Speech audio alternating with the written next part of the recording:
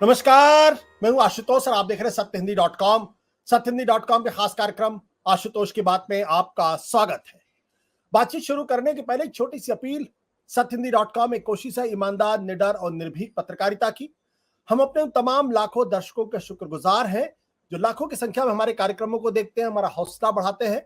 लेकिन हम उनसे एक और छोटी सी गुजारिश करना चाहते हैं कि आप न केवल हमारे कार्यक्रमों को देखें बल्कि संभव हो सके तो आप हमारी आर्थिक मदद भी करें, क्योंकि बिना आपके आर्थिक मदद के आज के समय में पत्रकारिता करना बहुत ही मुश्किल काम है। इसलिए मेरी आपसे गुजारिश है कि इस वीडियो के डिस्क्रिप्शन में जाएं, सत्य हिंदी के सदस्य बने, थोड़ा सा आर्थिक भुगतान करके हमारे लिए बहुत बड़ी मदद होगी। और अब आज की बातचीत शुरू करते हैं। दरअसल पिछले कई सालों से, बल्कि ये कहा जाए 2014 के बाद से, एक बहुत ही गंभीर आरोप तमाम विपक्षी दल लगा रहे हैं। उनका कहना यह है कि नरेंद्र मोदी की सरकार तमाम जो सेंट्रल एजेंसीज हैं, जो इन्वेस्टिगेटिंग एजेंसीज हैं, जो जांच एजेंसियां हैं, उनका बेजा इस्तेमाल कर रही है। उनका इस्तेमाल सिर्फ विपक्षी दलों के नेताओं को हैरेस करने के लिए, जेल में भेजने के लिए, उनका मनोबल तोड़ने के लिए और साथ ही साथ उनके तमाम जो आय के स्रोत हैं उसको खत्म करने के लिए कर रही है। ऐसे में लोकतंत्र का जो पलड़ा है वो एक ही तरफ भारी रहता है और दूसरी तरफ विपक्ष जो है वो लेवल प्लेइंग फील्ड से दूर हो जाता है और साथ ही साथ उसका और उसके परिवार का और उसकी पार्टी की जो दुर्दशा होती है वो अलग है।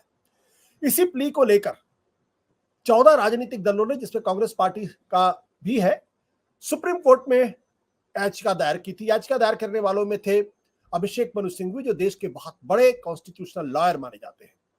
अभिषेक मनु सिंघवी ने सत्य हिंदी से इंटरव्यू के दौरान ये कहा था कि ये उनके लिए एक बड़ी अपील है, क्योंकि ये सीधे सीधे भारत के संविधान और उसके बेसिक स्ट्रक्चर, रिपब्लिक और डेमोक्रेसी से जुड़ी हुई। उन्हें बड़ी उम्मीद थी कि सुप्रीम कोर्ट उनकी याचिका पर सुनवाई करेगी। लेकिन जब हम आपसे बातचीत कर रहे हैं, बुधवार को देर शाम खबर यह आई कि सुप्रीम कोर्ट ने 14 दलों के इस याचिका को खारिज कर दिया है। और खारिज करने के लिए जो तर्क दिए हैं वो मैं अपने दर्शकों के सामने स्पष्ट कर देता हूं। सुप्रीम कोर्ट ने अपनी इस याचिका को खारिज करते समय, बल्कि यह कहे खारिज करने की जब बात कही, तो अभिषेक मनु सिंघवी ने कहा कि हम अपनी इस याचिका को हम इस याचिका को विड्रॉ कर रहे हैं। तो एक तरीके से उस एम्बैरेसमेंट से बच गए जो खारिज करते समय होती। सुप्रीम कोर्ट का तर्क बहुत स्पष्ट था, क्योंकि जो याचिका में कहा गया था कि 95% केसेस जो है वो राजनेताओं के खिलाफ, विपक्षी राजनेताओं के खिलाफ दायर किए जा रहे हैं। लिहाजा ये एक समझी बूझी, जानी बूझी योजना के तहत विपक्ष की छवि को बर्बाद किया जा रहा है। सुप्रीम कोर्ट ने जो टिप्पणी किसके जवाब में, वो बहुत स्पष्ट है। सुप्रीम कोर्ट ने साफ तौर पे ये कहा है अपने टिप्पणी के अंतर्गत कि नेताओं के लिए सिर्फ गाइडलाइन नहीं बना सकते, वो नागरिकों यानी सिटीजन्स के ही समान है। वो अपने लिए ऊंचा मकाम नहीं मांग सकते। हालांकि सुप्रीम कोर्ट ने यह भी कहा है कि एक दो नए मामलों के साथ आए जिसमें चुनकर नेता की छवि खराब करने के लिए एजेंसियों का बेजा इस्तेमाल किया गया है। तथ्यों के आधार पर सामान्य सिद्धांत प्रतिपादित किए जा सकते हैं। यानी सुप्रीम कोर्ट का कहना है कि अकेले सिर्फ और सिर्फ राजनेताओं के संदर्भ में हम कोई गाइडलाइन नहीं दे सकते हैं, क्योंकि राजनेता और सिटीजन्स बराबर होते हैं। और लेकिन उन्होंने रास्ता बंद भी नहीं किया है। उन्होंने कहा कोई एक ऐसा वाकया सामने आता है जिसमें बेजा इस्तेमाल किया गया, आप हमारे सामने आ सकते हैं और उस बेजा इस्तेमाल तथ्यों के आधार पर हम नए नियम या नई गाइडलाइन बना सकते हैं।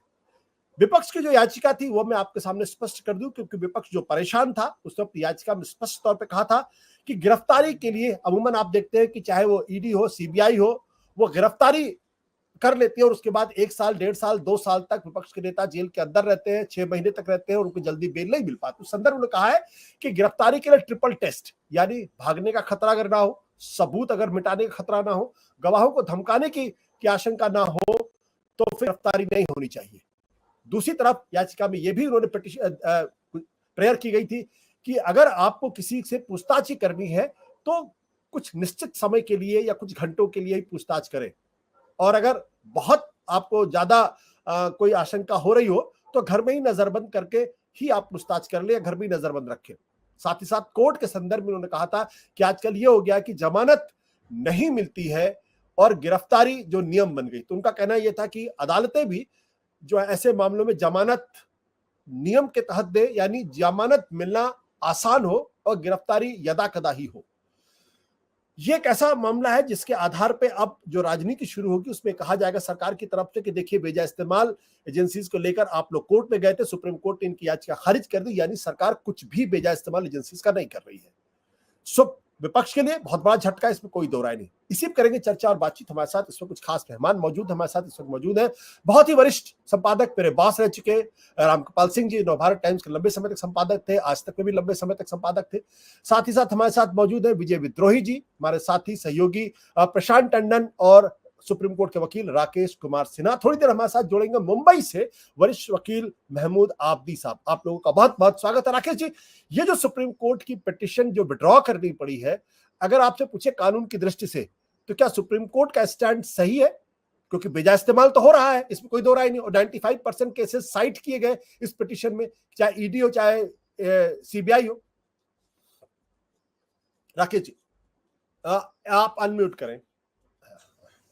आशुतोष जी, जब ये पिटीशन डाली गई थी उस समय भी मुझे इस बात की शंका हो रही थी कि शायद सुप्रीम कोर्ट इस पिटीशन को इंटरटेन ही ना करे, क्योंकि ये पिटीशन में बहुत जनरल बातें की गई हैं और एक लंबी एक चेन बनाने की कोशिश की गई है। इन घटनाओं को, जो भी ईडी और सीबीआई की जो भी जांच चल रही है, जो मुकदमे चल रहे हैं, उसको एक अपोजिशन स्पेस को खत्म करना या डेमोक्रेसी पर हमला और बेसिक स्ट्रक्चर तक लेके गए थे।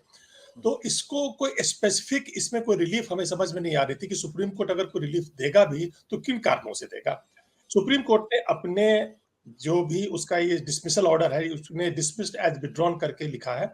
तो इस ऑर्डर में उसने लिखा है क्लियरली कि कोई भी बगैर तथ्य के आधार पर कोई भी सिद्धांत नहीं बनाए जा सकते। एक जनरल किसी फिगर पर कोई सिद्धांत किसी भी कानून के अनुपालन का नहीं बनाया जा सकता।